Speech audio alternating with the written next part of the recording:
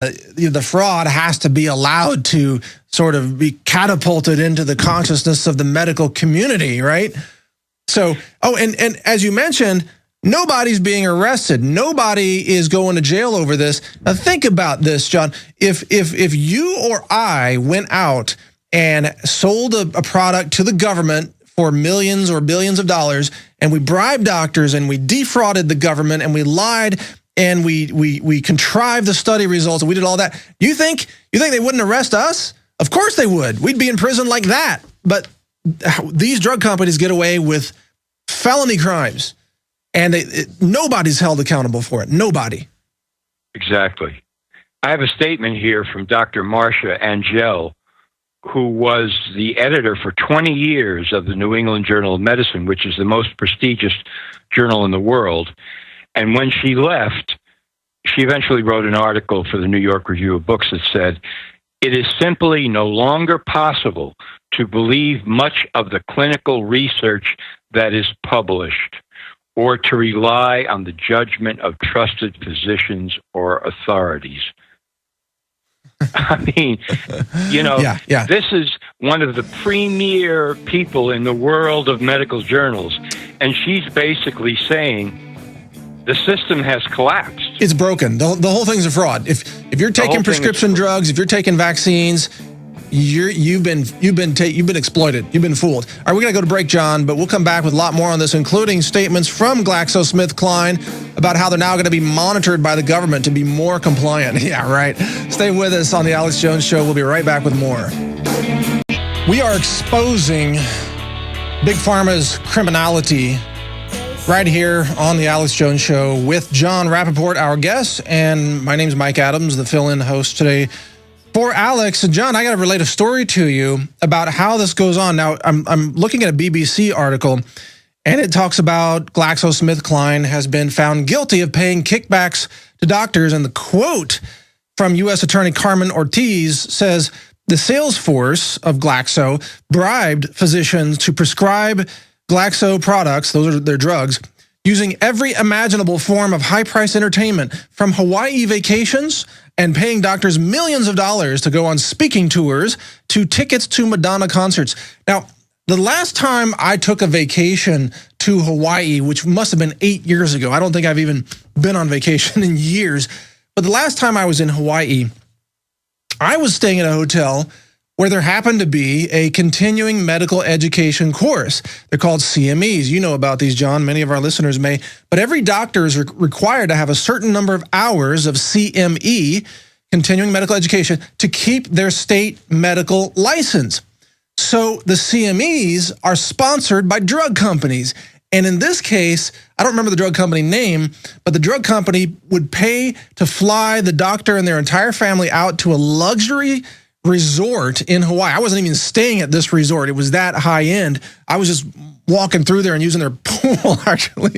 That's a funny story. But in any case, I saw this hall of all these doctors walking in, signing their names and leaving. And I asked one, I said, what are you doing? What is this? They said, I'm a physician and we're here for continuing medical education. And I said, well, I saw you just sign your name and you're leaving. What's the deal? What's going on? And he says, we don't really have to attend. We just have to sign that we did attend, and then we're pretty much free to go tour Hawaii all day with our families. That's continuing medical education, and it's paid for by the drug companies. It's just one of the forms of bribery that takes place in America. The whole thing is a fraud. John, have you seen anything like that go on firsthand like I did? Well, what I've seen, I've been told about this by doctors and also ex-salespeople for drug companies.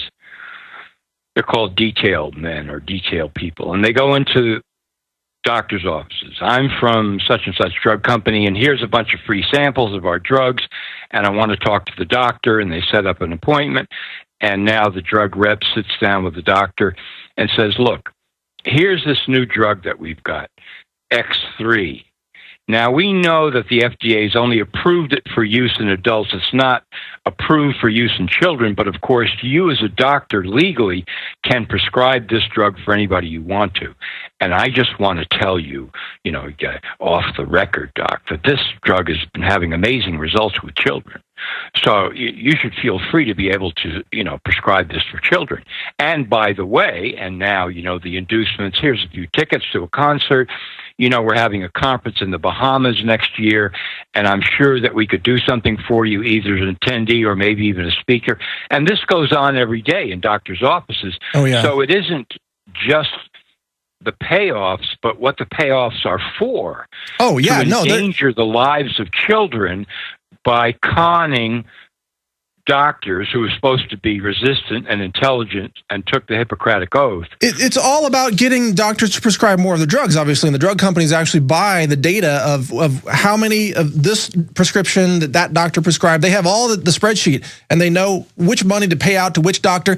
And you know who's also a culprit in this, John, from nomorefakenews.com, by the way, if people want to check out your website, who's also a culprit in this are the doctors themselves. They have said for years, oh, we're not being bribed. No, that's consulting money. That was continuing medical education, even though they didn't even attend the classes. They said, oh, no, that was a speaking fee. Yeah, a $2 million speaking fee. Come on, it's a bribe. They don't care if you speak to anybody. They're just giving you money so you keep prescribing the drug. You doctors out there, you are liars. You are con artists. You are fraudsters for taking this money, and I hope you go to jail for being part of this. I hope they track down everybody who took money from Glaxo and throws them in jail and prosecutes them for accepting bribes.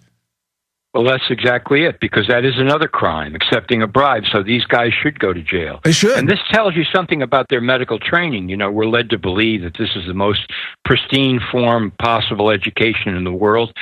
Somewhere along the line, these people are learning to be criminals. The people that are in the doctor's office. Criminals in training, yeah. The criminals in training is what they're learning, because they understand the game.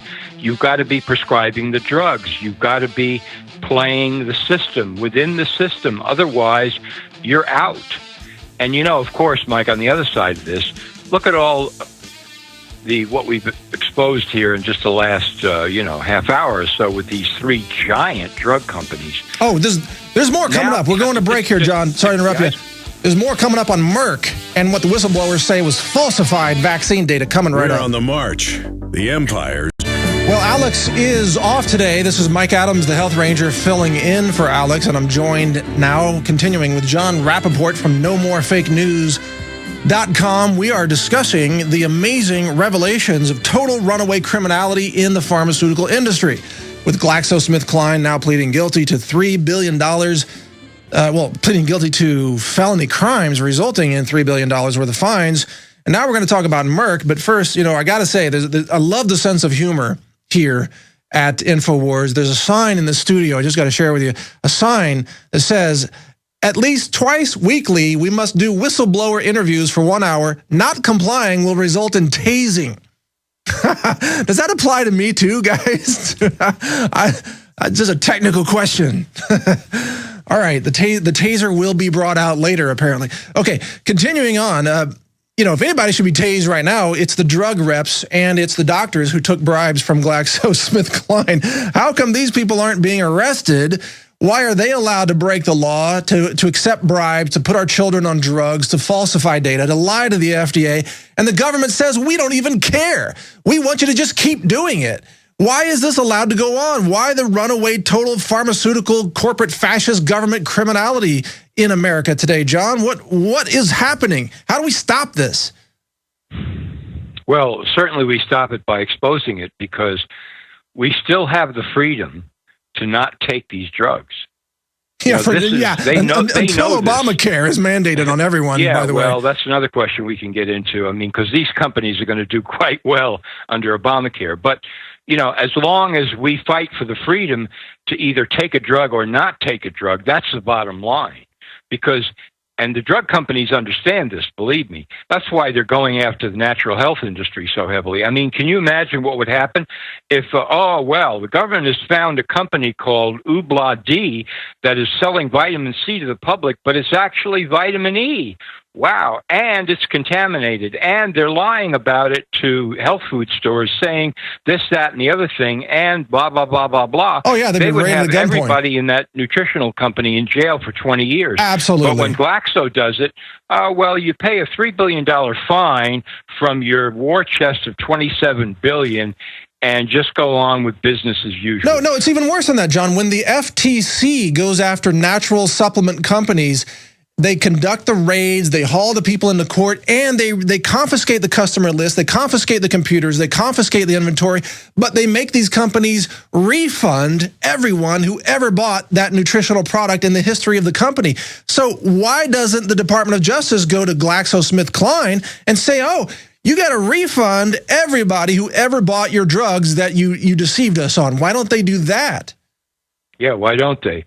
Well, we get into the deeper part of this, Mike, because drugs debilitate people. The overall effect of pharmaceutical drugs is to tranquilize, sedate, dumb down, debilitate, and kill at least 100,000 Americans a year. By statistics, we got the report, Starfield report. What does this do for the powers that be? It completely weakens the people of the United States of America and allows whatever agenda of power and control to be imposed on these people because they can't fight back. I mean, this is, to me, the bottom line. We're not just talking about advertising money. We're not just talking about profits. We're not just talking about, who colludes with who here, but why, as you say, why do these people continue to go free? Why does one attorney general after another pay no attention to this? Because this is a bigger agenda than the U.S. government or even the pharmaceutical companies. This is an agenda of destroying and rotting out the country from the inside, one individual at a time. It's chemical warfare. These are the drugs. And when the country is submitted to that kind of chemical warfare, they can't fight back. Well, I think you're nailing it. You've really hit the point here that there is an intention to zombify the nation, to dumb down the cognitive function, to disconnect the neurology of the bodies of the people who are going to be the voters and the consumers and the taxpayers. I mean, you're right. You're right. Why is this criminality allowed to go on? Because it fits the agenda of keeping the entire sheeple population herded into a dumbed down mentality while the global controllers take over the money, take over the economy, take over the food supply, take over the genetic capital of the planet through seed patents and animal patents and all these other things. You nailed it. You're exactly right. It's allowed because it fits the agenda. That's it. And here's another thing, which I've discovered, 30 years of being a reporter, connections to various mainstream reporters, politicians. I mean, connections meaning I find out things about them.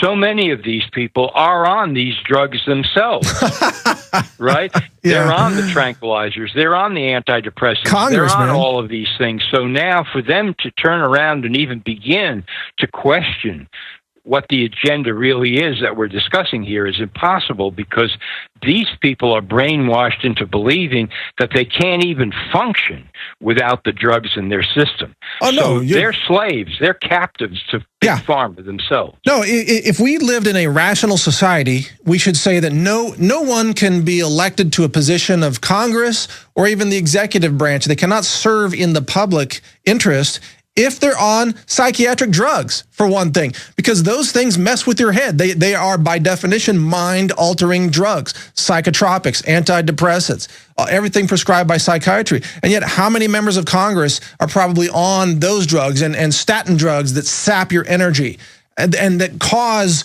early dementia and Alzheimer's? I mean, we are being led by a bunch of drug-harmed legislative and judicial and executive leaders in our country who are not in their right presence of mind, literally. Absolutely. Every time they get up to cast a vote or give a talk on the floor, they should say, "My name is John Smith. I'm the representative from Ohio, and full disclosure, here are the drugs I'm on." Yeah. Paxil, and then they put me on Prozac, and they took me on Paxil, and then they said I wasn't really suffering from clinical depression. It was actually bipolar. So now I'm on,